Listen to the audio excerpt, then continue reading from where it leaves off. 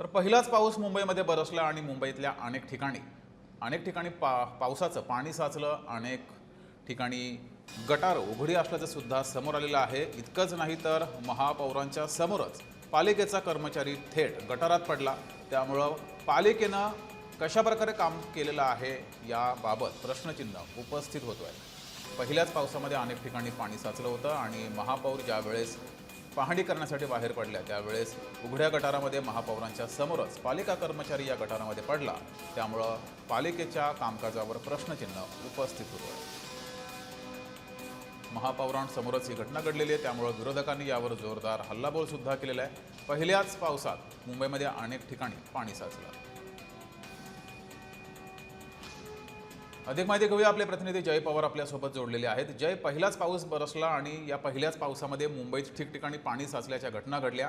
इतकंच नाही तर महापौरांच्या समोर पालिका कर्मचारी थेट गटारात पडला। त्यामुळे मुंबईत अनेक ठिकाणी अशी उघडी गटारं आहेत का असा सवाल उपस्थित होतोय। अधिक माहिती या संदर्भात पालिकेनं आता या संदर्भात काय उपाययोजना करायला सुरुवात केली आहे?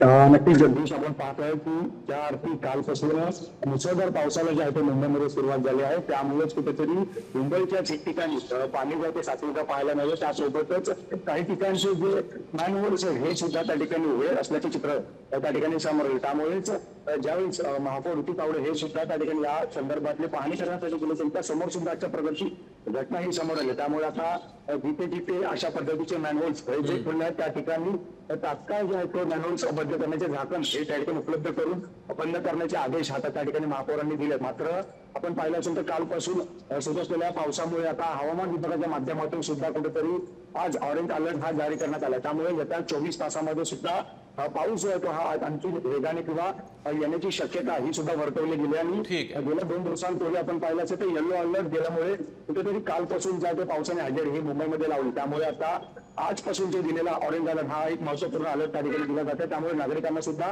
सतर्क राहण्याचा इशारा हा सुद्धा त्या ठिकाणी कामाने देण्यात आला। त्यामुळे आता येत्या 24 तास असेल किंवा मग 3 ते 4 दिवस जे आहे ते यामुळे पावसाची दाट शक्यता ही मुंबईसह लागत ठाणे असतील किंवा मग नवी मुंबई या जिल्ह्यात सुद्धा येतानाची शक्यता आपल्याला वर्तवली गेलेली आहे। जय, तुम्ही असेच जोडलेले राहा।